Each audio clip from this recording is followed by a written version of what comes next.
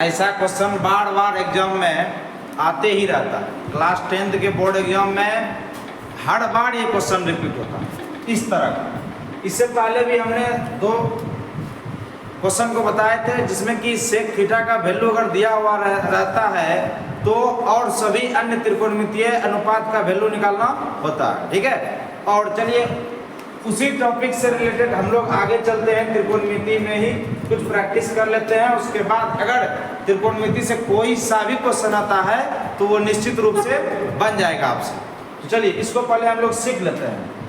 दिया क्या है कि cot थीटा बराबर में 7/8 है, तो अन्य दो जो है इसका वैल्यू निकालिए और इसका वैल्यू निकालिए, तो हम लोग आराम से निकाल सकते हैं। अगर थोड़ा सा पीछे वाला फार्मूला याद करेंगे, नाइन्थ में हम लोग पढ़े थे कि a प्लस बी कहने का सेंस एक को आप a मान लीजिए और साइन थीटा को b मान लीजिए। ठीक है, a प्लस बी, उसके बाद a plus B into a minus B. हमने फार्मूला पढ़ा है a plus B into a minus B बराबर में होता है a square minus B square.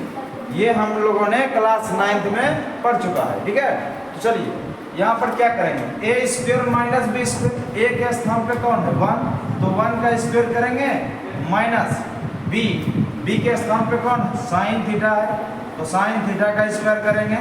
ठीक है, और थीटा का स्क्वायर नहीं होता है। ठीक है, इसलिए नहीं होता है कि वो एंगल है और साइन के साथ में वो रहता है। ठीक है, चलिए ये साइन और थीटा के बीच में गुणा का संबंध नहीं होता है। चलिए अब नीचे में भी वही बात है कि a plus B into A minus B, a minus B, वही फॉर्मूला लगाएंगे 1 का स्क्वायर यानी कि a का स्क्वायर, b का स्क्वायर मतलब cos थीटा का स्क्वायर, यही ना, तो हो जाएगा cos स्क्वायर थीटा। ये बात समझ में आ गया होगा। अब चलिएगा, अब आगे क्या करेंगे, 1 का स्क्वायर 1 होता है और साइन स्क्वायर थीटा को साइन स्क्वायर थीटा ही लिख देंगे। उसके बाद 1 का square 1 minus cos square theta को कॉस स्क्वायर थीटा ही लेंगे। ठीक है, अगर आप त्रिकोणमिति पढ़ चुके होंगे एक भी बार कहीं ऑफलाइन सेंटर में, तो आपको ये फार्मूला आता होगा कि 1 माइनस साइन स्क्वायर थीटा बराबर में होता है कॉस स्क्वायर थीटा। ठीक है, क्योंकि साइन स्क्वायर थीटा प्लस में कॉस स्क्वायर थीटा बराबर में 1 होता है। ऐसा फार्मूला हम अगले लेक्चर में लाएंगे हालांकि। ठीक है, अगर आप चाहें तो यहाँ से इसको यूज करके आराम से बना सकते हैं। जैसे देखिए यहाँ पर आप कॉस स्क्वायर थीटा का वैल्यू निकालना है हमको, तो क्या लिख सकते हैं, कॉस स्क्वायर थीटा बराबर में 1 माइनस साइन स्क्वायर थीटा। इस साइन स्क्वायर थीटा को यदि उधर भेज देंगे बराबर के उस तरफ, तो माइनस में साइन स्क्वायर थीटा हो जाएगा।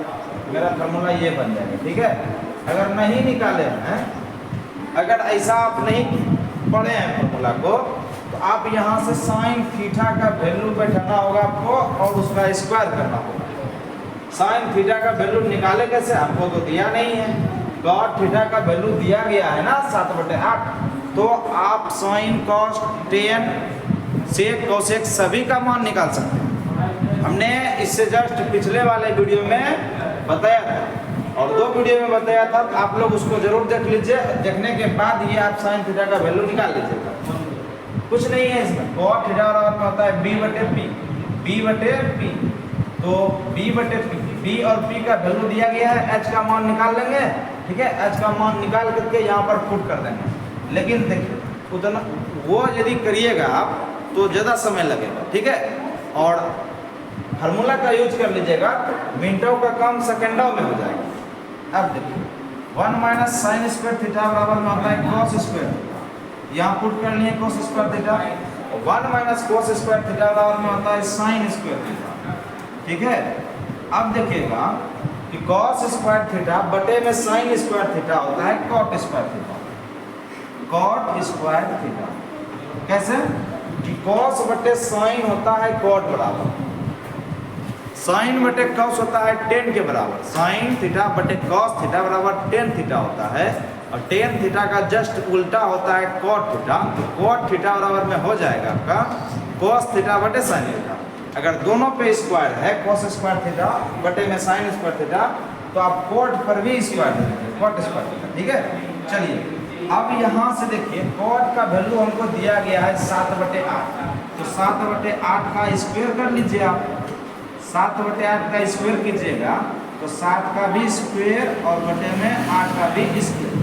तो 7 का स्क्वायर हो जाएगा 49 और 8 का स्क्वायर हो जाएगा 64। तो यही मेरा आंसर हो जाएगा। मेरे ख्याल से आप ये समझ गए हैं। चलिए अब अगला क्वेश्चन की तरफ चलते हैं। इसी प्रश्न में जो है, इसी प्रश्न में आपको ये दिया गया, 2 प्रश्न दिया गया है। ठीक है,